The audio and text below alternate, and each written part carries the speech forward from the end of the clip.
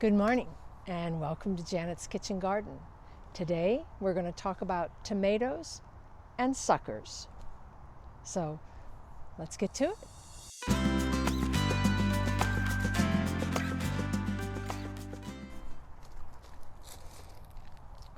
All right, so what is a sucker? A sucker is a stem that will grow out between the junction of a leaf bracket and your center stalk. This is it right here. You see how it grows out from the very center? It's another one down here. Now, what you can do with these suckers, number one, is that you need to remove them. Why do you remove them? Because they draw the energy from the main stalk and its production of your fruiting brackets. But what you can do with these is you can just pluck them off like that and dispose of them, or you can pinch them off and then take this little sucker and plant it in the dirt and grow a new tomato. I'll show you that. I think we'll look on the tomato plants that we've got here in our 16-foot bed, see if we can get one that's a little bit larger, and we'll just put this in the compost pile. Okay, here we are in the 16-foot bed that has our tomatoes. We still have lettuce growing. We have carrots that are starting to bolt, and then newer carrots that are still just coming up. And some of the lettuce is bolting, but it still is doing very well. We're eating constantly out of the beds, out of the garden. Those are all parsnips right there. So, all right, so this feathery kind of weeping tomato, the leaves are a very weeping look, almost like an evergreen, how the boughs drape down and then slightly curl. That's how this cordon bleu grows. This is a French heirloom that I've of course started by seed from Baker's Rare Seeds, my go-to seed guy. Here is a sucker, and you see again, here's your leaf bracket, main stem. Take your fingers, pinch it off. Now what you could do with this, it's pretty small, so I'll probably just go ahead and throw it into the compost pile. But there is a larger one that I've let grow so that I could show you. Let me pull this back. It is right here, and it's a pretty good size. I could still just take my fingers and pinch it off, and this is what I end up with. Okay, so what I intend to do with this one is that I'm going to put it right into the dirt and see if I can get it to root. I'm going to put it in a pot. So what I do is I pinch off that lower leaf, all right, and then we're going to take it and put it right into this pot of moist dirt. That's just a mixture of potting soil and compost. And we're just going to leave it here in the garden and see if and when it roots. I'm going to take you over to one of the other beds and show you what happened to a sucker that I planted 2 weeks ago. Okay, so let's go over here. So this is the Birdie bed in the center of the East Garden area, and this is where I put my first sucker into the ground. As you can see, it's right here in the corner. Let me move around so you can maybe get a sense of its size. There we go. I put this in just a little over 2.5, 3 weeks ago. I stripped all the lower leaves off and then just stuck it into the dirt in the bed. And for the first few days, it was pretty weak looking and weepy, droopy. I just left it alone.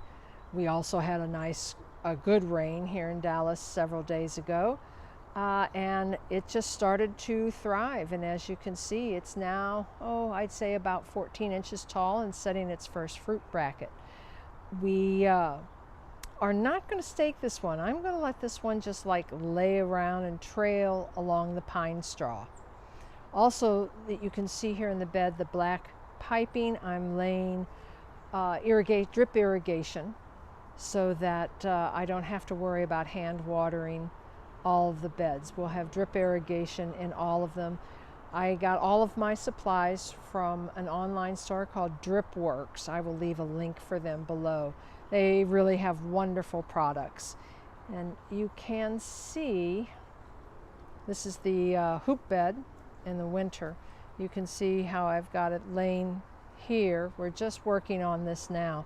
There's 3 lines in this bed, and the holes in this tape are set at 4 inches apart. And we'll probably do 10 drips per at a 10 psi. Here's my lavender oregano that's already in bloom. Some Landis winter lettuce. And my new personal favorite, this bronze beauty. You can see what a beautiful rosette of leaves that it sets. Just a really good lettuce, very tasty. I like it a lot. And then this is a little, I can't remember, I think it's something gem, baby ruby gem, something like that. Excited about that. And some celery actually came up. I don't have the best luck in germinating celery in the garden, but I have 2 plants going and I'm thrilled. And we have more leeks. Leeks are wonderful to grow. They're so sweet and tasty, whether you roast them or put them in just raw into a salad or into soups or stews. I personally love roasting them, harvesting them, cutting the tops off, slitting them in half, drizzling with a little bit of olive oil, and then roast them in the oven along with beets and radishes. Radishes are great roasted. You should try it. It's another container full of leeks and potatoes. Here's my this is a little dedicated pollinator bed, as is this one, my Russian sage. And let's walk on over and take a look at the west garden. This is another little container garden for my pollinators. Lots of sage everywhere, all kinds of sage in here, and cosmos, and there's some zinnias there also. So let's walk on across. You can see in all of these containers, those are all potatoes.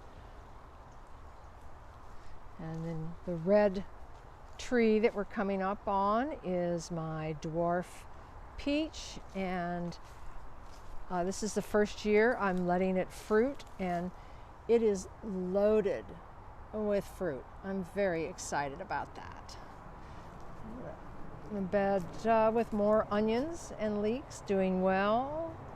The large birdie here just has a lot of onions. We had red beets, parsnips that are still growing, lettuce, there's zinnias, and we now have squash in here. This netting is to keep the squirrels out, but they somehow still get in periodically. And this lettuce, I really want to show you the color of this lettuce. It is just beautiful, and it's very tasty. It has a bit more texture to it, a little more structure, but very tasty.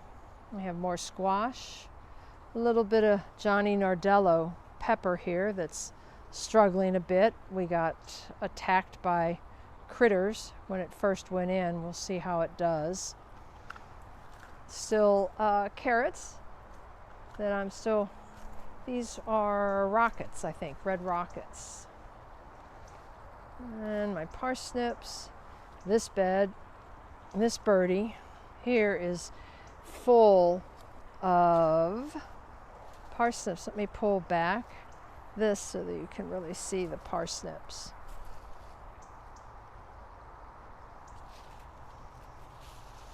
Okay. Beautiful. I need to go ahead and get these all pulled and put up. We're just now here in Dallas, just on the verge of our heat that's going to begin. And when that begins, all of our early spring veg is over. You know, that means our carrots are going to bolt, our lettuce is going to start bolting. All of my spinach has already bolted.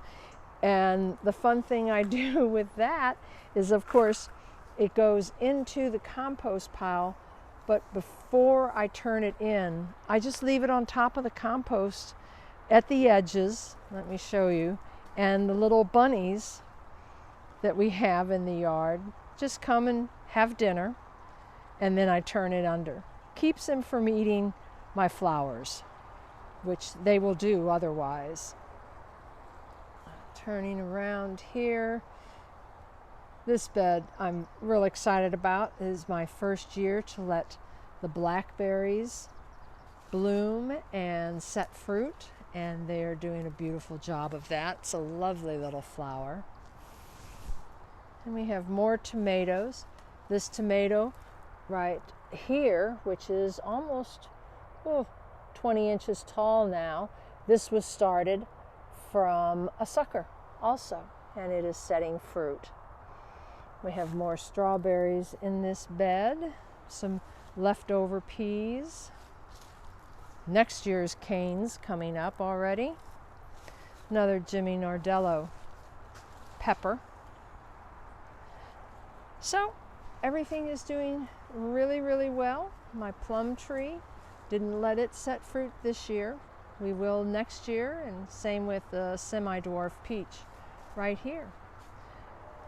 So that's it. Thanks for visiting my garden and listening to what I had to say. I hope it helps you deal with the suckers and that you have a bountiful crop. Well, that's it for today in Janet's Kitchen Garden. I hope the information about suckers will be helpful for you. Please try planting some of those suckers and see if you can start your own tomatoes. So that's it from Janet's Kitchen Garden. Take care, everybody, and see you later. Bye.